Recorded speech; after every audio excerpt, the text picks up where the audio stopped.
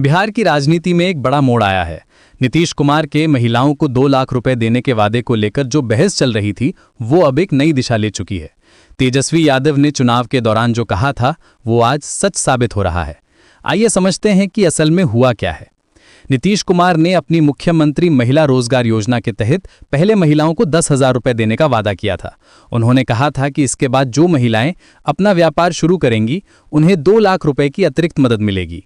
लेकिन यहीं पर कहानी में ट्विस्ट आता है।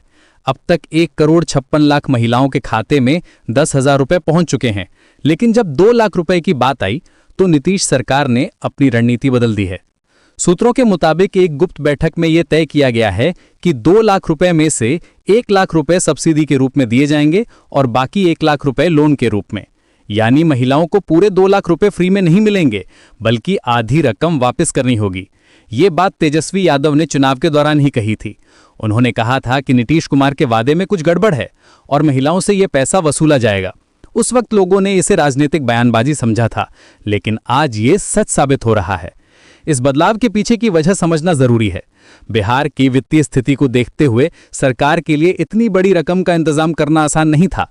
अगर सभी पात्र महिलाओं को 2 लाख रुपए फ्री में देना होता तो इसका बजट हजारों करोड़ रुपए में पहुंच जाता। इसलिए सरकार ने अब यह फॉर्मूला निकाला है कि आधा पैसा सब्सिडी के रूप में दिया जाए और आधा लोन के रूप में। लेकिन यहां सवाल ये उठता है कि क्या ये वही बात है जो चुनाव के दौरान महिलाओं से कही गई थी?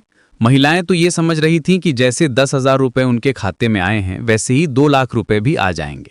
लेकिन अब जब उन्हें पता चल रहा है कि आधी रकम लोन के रूप में है, तो निराशा स्वाभाविक है।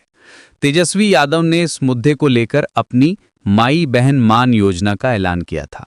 उन्होंने कहा था कि अगर महागठबंधन की सरकार बनती है तो महिलाओं को हर महीने 2,500 रुपए दिए जाएंगे। चुनाव प्रचार के अंतिम दिनों में उन्होंने ये भी कहा था कि मकर संक्रांति के दिन 30,000 रुपए एक साथ महिलाओं के खाते में डाले जाएंगे। अब जब नीतीश कुमार की योजना में ये बदलाव आया है, तो तेजस्वी के समर्थक कह रहे हैं कि उनकी बात सही साबित हुई है।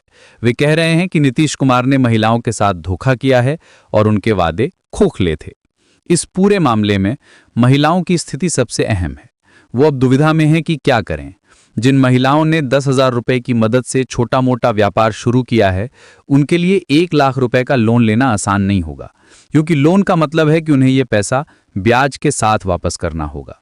सरकार का ये कहना है कि ये योजना महिलाओं को आत्मनिर्भर बनाने के लिए है, लेकिन सवाल ये है कि क्या लोन लेकर व्यापार शुरू करना वाकई आत्मनिर्भरता है, खासकर उन महिलाओं के लिए जो पहले से ही आर्थिक तंगी झेल नहीं है।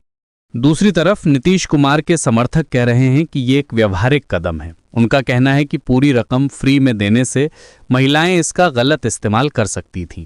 लोन का हिस्सा रखने से वे इस पैसे को ज़्यादा जिम्मेदारी से इस्तेमाल करेंगी। लेकिन यहाँ एक और बात गौर करने वाली है। नीतीश कुमार ने हाल ही में विधानसभा में कहा है कि जिन महिलाओं का व्यापार अच्छा चलेगा, उन्हें 2 लाख रुपए तक की सहायता दी जाएगी। यह बयान फिर से कंफ्यूजन पैदा कर रहा है। क्या ये 2 लाख रुपए अलग से हैं या वही पुराना वादा है?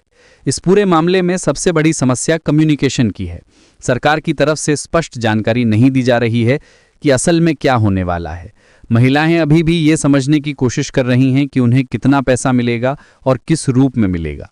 ये स्थिति बिहार की राजनीति के लिए भी चुनौती है। महिला वोटर्स का एक बड़ा हिस्सा इस योजना के भरोसे नीतीश कुमार को वोट देता रहा है। अगर उनमें निराशा फैली तो इसका असर आने वाले चुनावों में दिख सकता है। तेजस्वी यादव इस मौके का फायदा उठाने की कोशिश कर रहे हैं। वे कह रहे हैं कि उनकी पार्टी सत्ता में आने पर महिलाओं को बिना किसी शर्त के पैसा देगी। लेकिन सवाल यह है कि क्या ये व्यावहारिक रूप से संभव है? बिहार की अर्थव्यवस्था की हालत को देखते हुए किसी भी पार्टी के लिए इतनी बड़ी रकम का इंतजाम करना आसान नहीं है। इसलिए ज़रूरत है एक संतुलित और टिकाऊ नीति की, जो महिलाओं की मदद भी करे और राज्य के बजट पर ज़्यादा बोझ भी न डाले। अंत में ये कहना होगा कि तेजस्वी यादव की बात सच साबित हुई है। उन्होंने जो चेतावनी दी थी, वो आज हकीकत बन गई है। अब देखना यह है कि नीतीश कुमार इस स्थिति को कैसे संभालते हैं और महिलाओं का भरोसा कैसे बहाल करते हैं।